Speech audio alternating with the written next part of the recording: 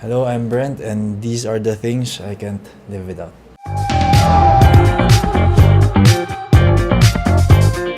Number one, ito na muna.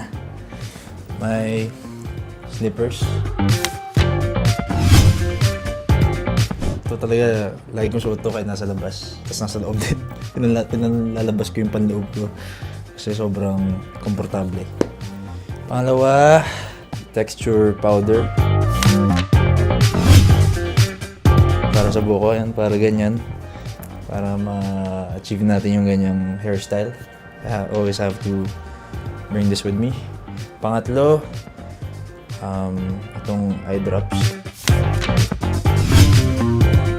Kasi mabilis mamula yung mata ko. So, ito lagi ko dala kahit pag may shoots ako, taping, ito lagi. Pang-apat, mga accessories ko. Kasi parang hindi ako pag wala akong suot na pintas. Ito, ang dami.